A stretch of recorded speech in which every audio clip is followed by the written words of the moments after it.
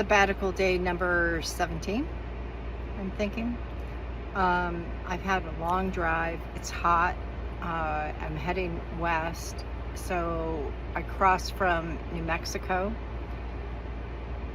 which was interesting because I met somebody from the National Park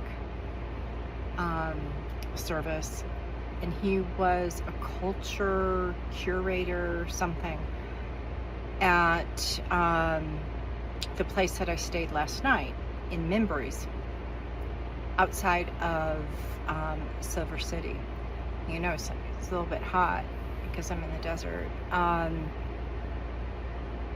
So let me share with you. I talked about connections, and so this museum was supposed to be closed. I had asked, it's a harvest host, which is kind of a cool thing if you look it up. I had asked, can I stay there because I'm interested in that area, and texted back, yeah, come on in. They have electricity, which is good because with the animals I need that, and I think I said that earlier. And so I went, and Bill is this 81-year-old who was an art teacher for 35 years, and he lived like five miles from there, and he just wanted to talk about the pottery, the people, the site. It was amazing, just amazing.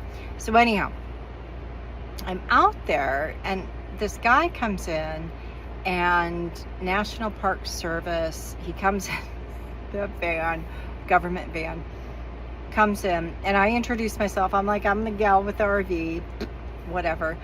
And I guess they were doing side business. I don't know exactly what they were doing. They were doing maybe a conference or something like that, where the local cultural center and the national park, which up the street or something. So I didn't, whatever. I just made myself busy in the museum that was there, which is just amazing. And but it's so ironic. So this guy comes out after I looked around, and we left Bill alone to deal with the computer that he was having a little hard time with.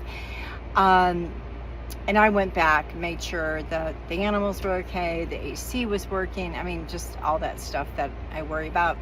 Got myself something to drink and brought it on the porch with me because it was much cooler on the porch out of the sun.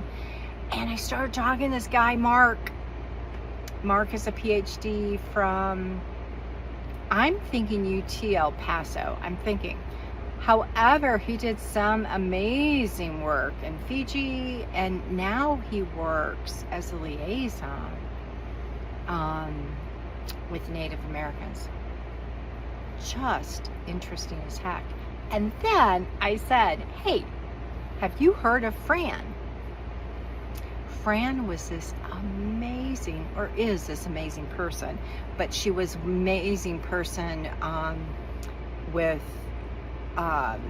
speaking to our women leadership at University of West Florida. And he goes, no.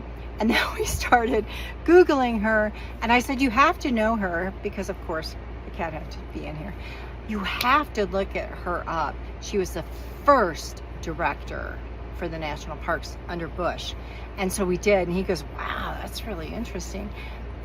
My point with you is today,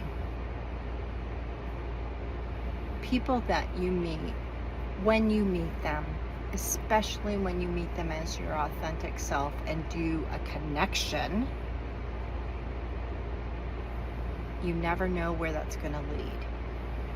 Just a simple conversation. So he said, do you have a card? And I said, yeah, here you go. And he gave me his card. And so they were just, he does dissertation in the Fiji Islands, and I mean, he was so interesting. And so I sat and listened, and we talked about a lot of things. He was so funny. The last thing he said was, so do you think a week in Walt Disney World is enough? I'm like, oh, well, yeah, I do. I think 3 days is just fine. Because here we are in the serene paradise of New Mexico, southern New Mexico. So, so connection on this one. It's not community, it's connection. And having those connections and being able to authentically talk from those, I think is so very important. And so here I am from my van in a very hot, I'm in petrified forest outside of Holbrook, Arizona. And Holbrook is my maiden name. And so I said, I have to stop here because I've never stopped before. And so now I've stopped. We're going to see the petrified forest in the morning. And there's a bunch of petrified trees around us in this camp. So much love, and connections are important. Think about it where you have them, but you never know where it leads.